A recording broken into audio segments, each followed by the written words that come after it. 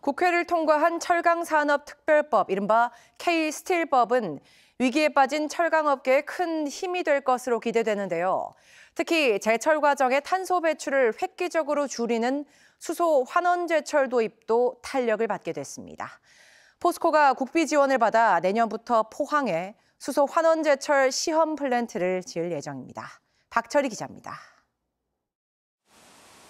철광석을 녹여 쇳물로 만드는 제철 공정.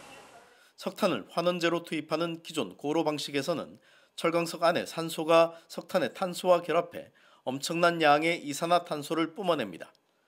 국내 철강 산업의 온실가스 배출량은 연간 약 1억 톤.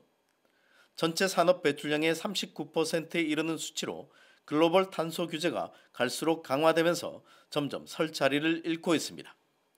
수소 환원 제철은 석탄 대신 수소를 환원제로 쓰는 건데 철광석의 산소가 수소를 만나 이산화탄소 대신 물을 생성합니다. 탄소 배출을 95%까지 줄일 수 있는 기술로 철강 산업을 살릴 핵심 대책으로 주목받고 있습니다. 나라 간 도입 경쟁이 치열한 가운데 포스코는 포항제철소에 한국형 수소 환원 제철, 이른바 하이렉스의 실증 플랜트 건립을 추진 중입니다. 사업비는 국비 3천억 원을 포함해 모두 8,100억 원. 최근 정부의 예비 타당성 조사를 통과한 데 이어 내년 초 사업을 본격화해 2030년 기술 개발을 마칠 계획입니다. 2050년엔 전체 제철 공정을 이 방식으로 바꾸겠다는 구상입니다. 특히 탄소 중립을 핵심 내용으로 한 K스틸법이 지난달 말 국회를 통과해 더욱 속도를 내게 됐습니다. 5년 단위 철강산업 기본계획에 관련 내용이 들어가고 기술 개발과 사업화에 대한 국가 지원 근거도 마련됐습니다. 필수 시설인 대규모 전력과 수소 공급망도 국가 차원에서 구축하도록 했습니다. 충분한 수소를 공급할 수 있는 국가 인프라가 만들어지는 조건을 전제로 하고 있잖아요.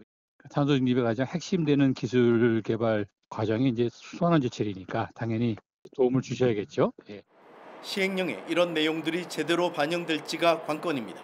수소 환원 제철에 대한 추진단 구성이 필요하다고 생각하고 있습니다. 국가 수소 환원 제철 로드맵도 작성하는 안이 좀 들어가야 되고, 다만 제품 양산까지 긴 시간이 필요한 만큼 벼랑 끝 철강업계에 대한 지원 대책도 촘촘히 시행돼야 한다는 지적입니다.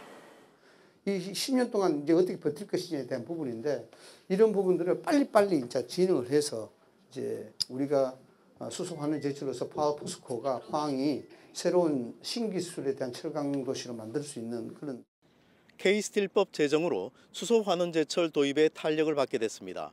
하지만 이에 따르는 막대한 전력과 비싼 생산 단가 같은 문제를 어떻게 해결할지도 과제로 떠오르고 있습니다. TBC 박철희입니다.